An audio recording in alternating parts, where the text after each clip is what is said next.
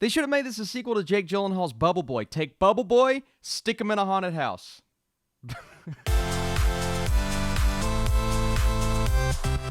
What is up, Netflix fans? Welcome back to my channel. Today we're talking about the brand new horror film that just dropped on Netflix, and that is Eli. I need you in the comments section letting me know, did this movie live up to your expectations, and did it surprise you? Let's talk about it. So a boy receiving treatment for his autoimmune disorder discovers that the house he's living in is not as safe as he thought. So, Eli, let's work our way through this. Let's start with the cast. I actually thought they were pretty good. You know, a lot of the times in a cliched horror movie like this, the cast is something that tends to bring it down a notch if they fall flat. And I don't think really anyone in here fell flat. They do fall in their conventional character groups, the tropes that you expect these characters to have. They absolutely have them, but the cast is good.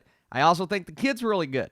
If the kid doesn't work, since the entire movie is centered around him, the movie itself is going to fall flat. And while I did not love this movie, and I'll get into why here in just a bit, he was engaging. He was emotional when he had to be. When he is in pain, when he's laying on that table, you feel his pain. I am not a big fan of hospitals. Therefore, when I'm watching a movie or a television show, I don't love when the needles are going into the skin and they're operating, and there are multiple scenes in this movie like that.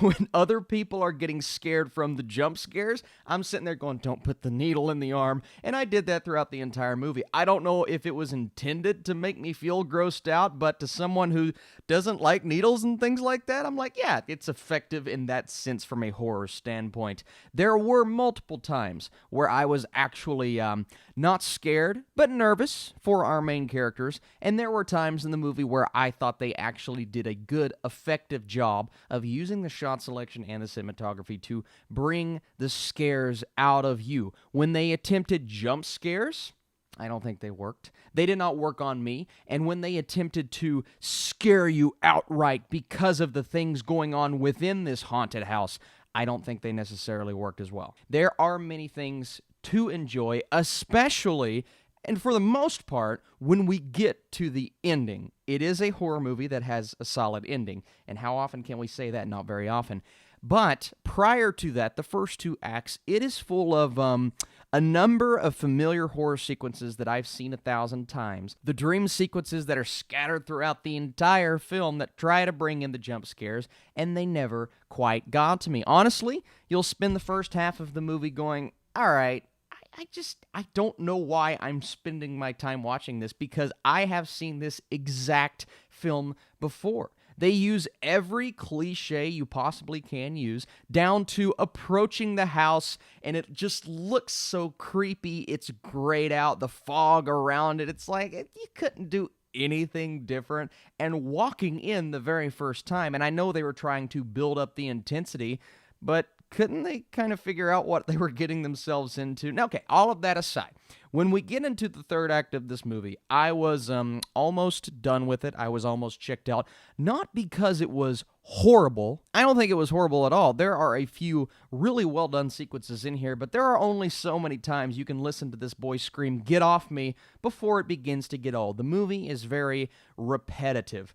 I believe it felt that it had to be just so it could build up what it was leading to in that third act, but it was so repetitive, in my opinion, that it was veering away from entertaining and becoming more annoying. Once again, just my opinion. With these Netflix horror films, a lot of the times I'll put up my review, and so many people will come to the defense of these movies, and guess what? It's okay. Like I said, if you have not seen a lot of horror films in 2019, I think there's a lot of stuff to like in Eli. Here's where I'm going to give my biggest positive of the entire movie. The third act is strange. The turn of this film, and when I say turn, that is not a spoiler. You cannot predict where this is going to go, because I did not predict where this was going to go. Or maybe that's not saying much. Maybe you'll predict where it's going to go. But I did not see that third act coming. And the twist that they end up taking, as odd as it was, this is an odd film, it actually really worked. It was effective because, one, it wasn't predictable, and two, I think it added a lot to the story, and it actually made me walk away from the movie going, you know what?